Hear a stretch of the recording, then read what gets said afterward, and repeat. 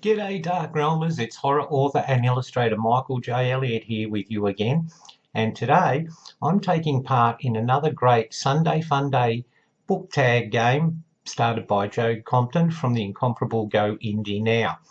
And this one's called Before I Was a Writer, and you'll get to find out a little bit about the books I liked, what inspired me to keep on reading and so forth. So let's get started. Yeah.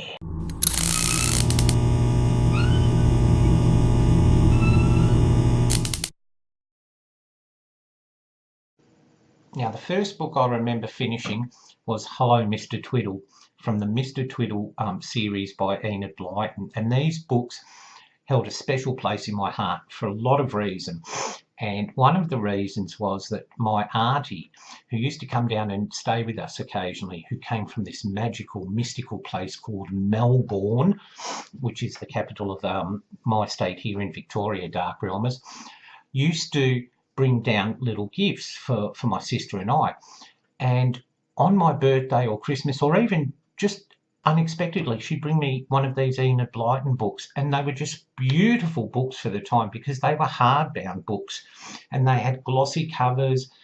And so I felt a great sense of pride owning these books, and I couldn't wait for the next one.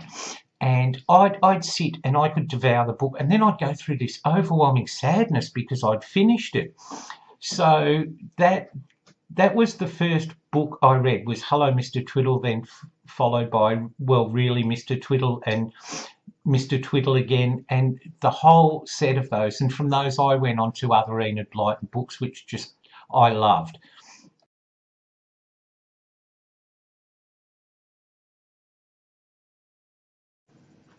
Well, this was The Lion, the Witch and the Wardrobe, because the book just blew me away.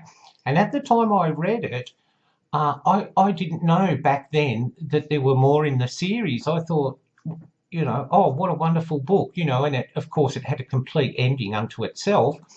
So I was absolutely blown away when the librarian said, oh, there's more in the series, Michael, don't you? So yeah, because it had been a little while after I'd read Lion, Witch and the Wardrobe, I reread it and prepared myself, like, getting that energy boost on before I tackled the Chronicles of Narnia.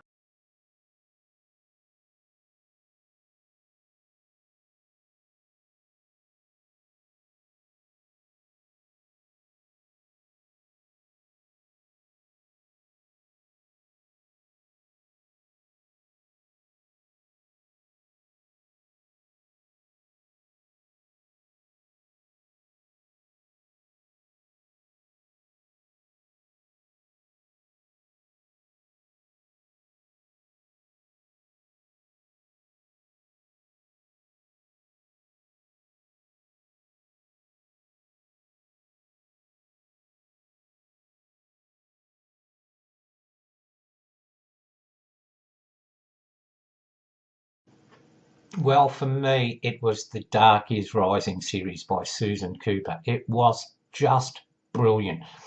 And as a young teen, I was blown away by everything she incorporated into this series. There was Arthurian figures, there were myths and legends from the British Celtic era. There was adventure. There were great protagonists. There were great adversaries. There were British traditions, for example, in the book Greenwich, one of the series, where in Cornwall, I think it was, all the folk get together and make this figurine out of wicker and so forth, and they put stones in it and they throw it into the sea to ask basically blessings for a good fishing season. Things like that you don't learn, and I just loved that because not only did I get a fantastic read and a brilliant journey, I learned some things that I wouldn't have known about. Just a fantastic series all round.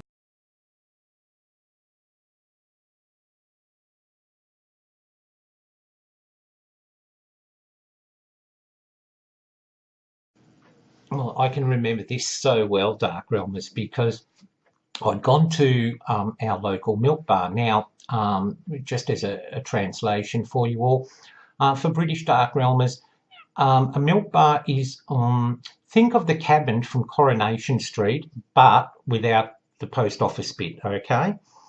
And for North American Darkrealmers, think of your sort of convenience stores, you know, your smaller convenience stores where you can buy everything. Yeah, that's basically what a milk bar is. Pardon me. And I think I was there on an errand for my mum, and I think she'd ordered some sandwich meat or something. So I was waiting for it to be sliced up, and there was one of those metal spin around book stands, and I casually spun it round, and then hitting me directly in the face was this Doctor Who book. Well, I literally jumped out of my skin with excitement, and I actually bought it for the princely sum of, get this, 90 cents, okay? And it was called Doctor Who and the Cybermen, but it was actually the story of the moon base. It had just been renamed for book form.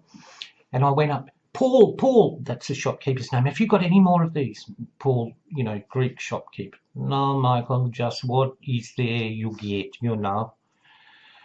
But it didn't take me long as a reader to hunt down more. And in town, one of our biggest bookstores at the time, which sadly closed, the chain closed down a few years ago, was Angus and Robertson. And I went there and I said, oh, you don't happen to have the Doctor Who range of books? And she said, yes, there you go. And there, a whole shelf of Doctor Who books. Well, I was just in heaven, just in utter heaven. And of course, I had limited resources. I earned, you know, I think it was $5 when I used to babysit for my elder sister. And books were still cheap, but they were going up in price. And you had hundreds, literally hundreds to choose from.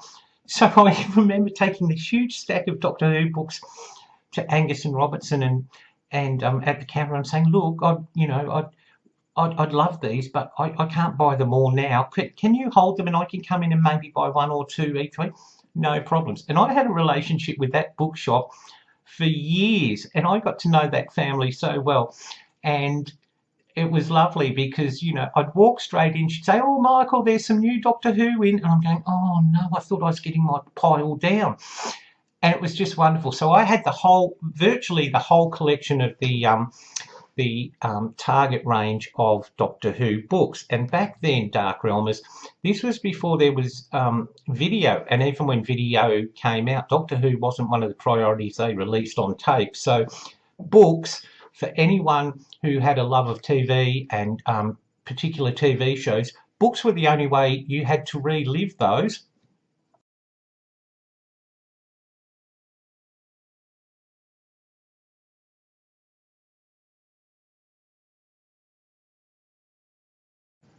Okay, well, there were a few that fell into this category for this question, Darkrealmers, but I chose a movie I saw, I think it was on television, and it was the movie adaptation of a book that we had to read for high school, and that was Bless the Beast and the Children.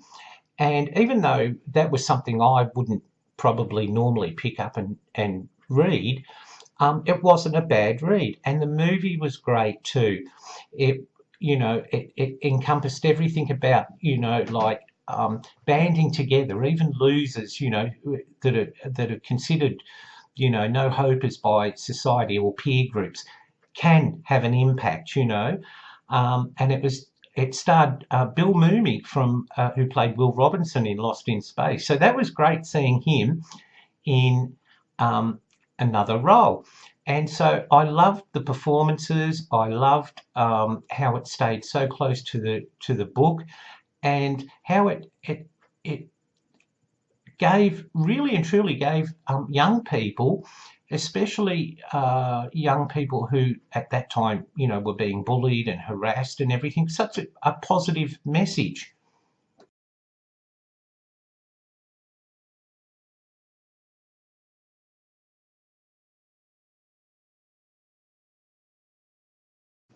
Okay, for this question, I chose one of my favourite films, which it looks a bit hokey now because all the sci-fi from the 70s has that really dated feel, you know, pre-digital and everything.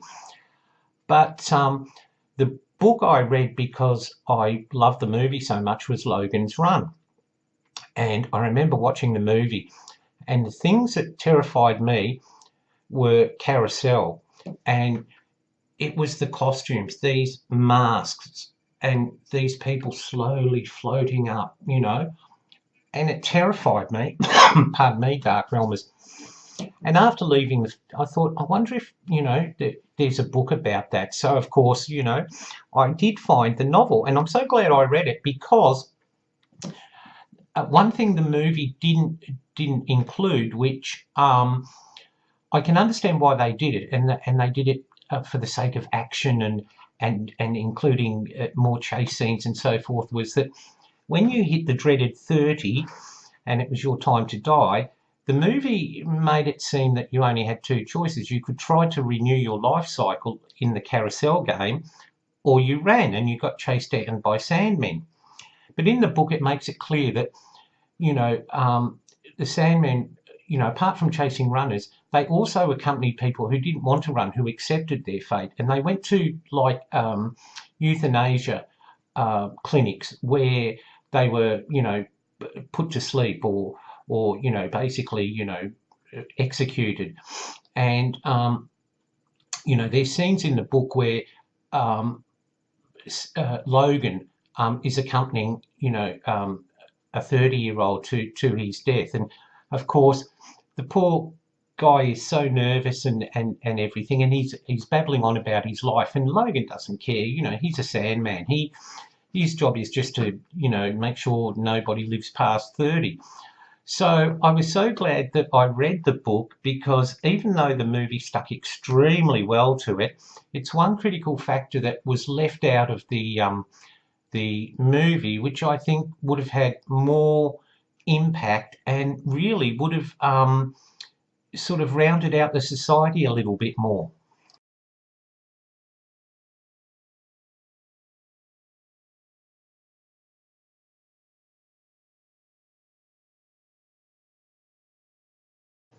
Well, in the grand scheme of things, this one, time-wise, wasn't that long ago, because the very first book I reviewed, which was on Amazon, was from Stuart Bint, and his great novel, In Shadows Waiting.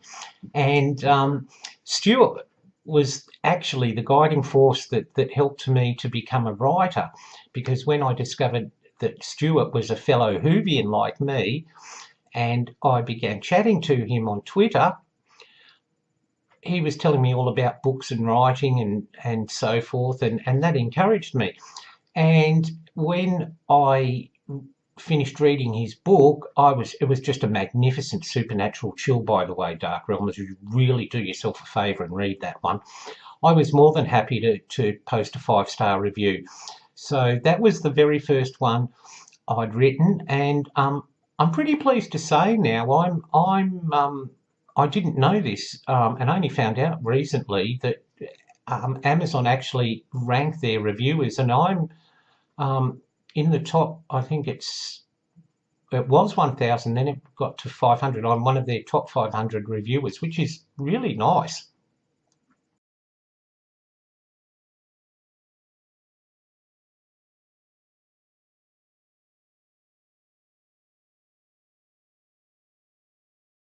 Okay, Darkrealmers, as I've mentioned to you before, I went to a trade school or a technical school where we didn't read as many classics as kids who went to high school. Now, we did read things like Of Mice and Men, The Great Gatsby, plays like Death of a Salesman and Long Day's Journey into Night, but they weren't the mainstay of our English reading. And one of the books we were required to read, which I love because it was sci-fi, so it was, yes, thank you, school, was Make Room, by, I've forgotten the author's name now, and it's, anyway, you can see it there on the image, okay, Harry Harrison, and it just blew me away because it dealt with issues like overcrowding and, you know, the oceans dying and not enough food and all those sort of things. And it was just chilling. And of course, it went on to become the movie Soylent Green with Charlton Heston. And the movie was great too. It was really good, but I don't think they sort of touched enough on the sort of ocean dying and everything like that. They could have built that up a little bit more. But anyway, I absolutely love the book. So, Joe, I hope you'll forgive me because I don't know if that actually classifies as a classic, you know, but it's the closest. I mean, I could have, you know, used Of Mice and Men and everything, but I'd be lying to you because although I enjoyed them, I didn't love them, you know. And there were very few in the what you'd consider classic that I really do love. So this is one of those ones that was required reading for English that I just adored.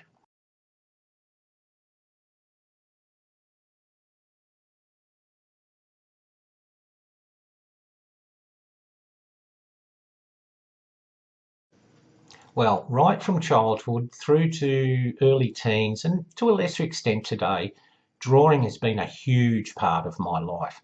And some of my best memories are of being at home as a kid in the lounge room with my back against the sofa, and we had a big long footstool type ottoman thing, and I'd put a book down and put my paper down.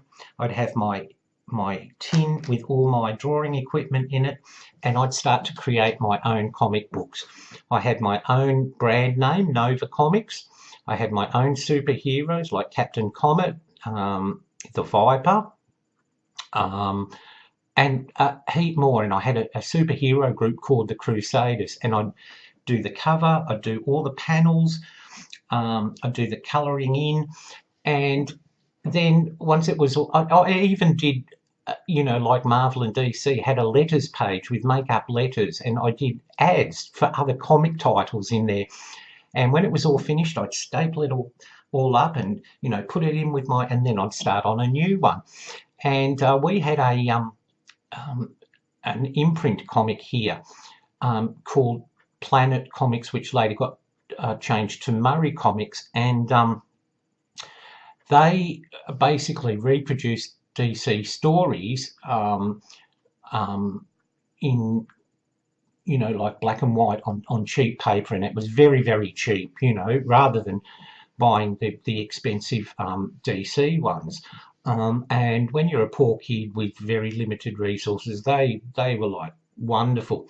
And I remember sending some of my drawings off to the editor, and he said, "Thank you so much, Michael. You know, you show a great deal of talent. I'm pleased to pass these on to you know, America for you." And I can't remember if he was going to, you know, I probably didn't, but like as a kid, you believe adults, don't you? You know, and he was going to pass them off to Stan Lee or someone like that, and that was just thrilling for me.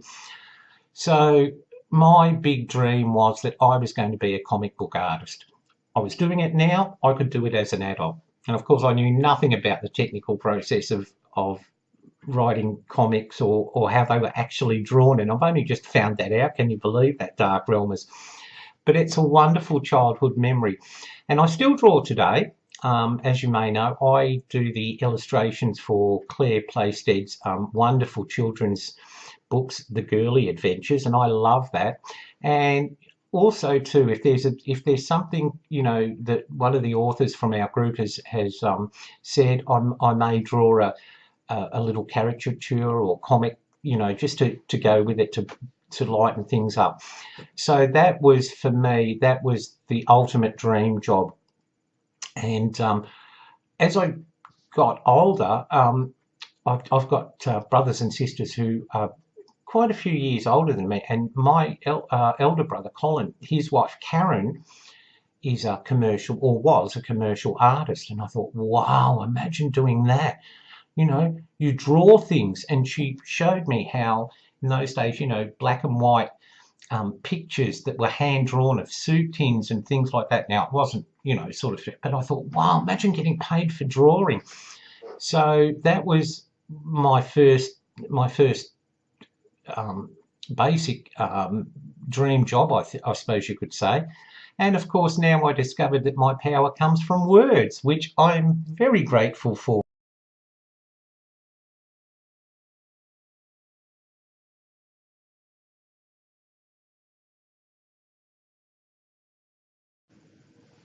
Well, before I began my journey as a published author, I was just at the stage where I was discovering Amazon, I was discovering ebooks, I was discovering the whole publishing thing. And of course, I was very, very excited. And I began plotting out a story, or a book actually, which I ended up naming The Social Contract.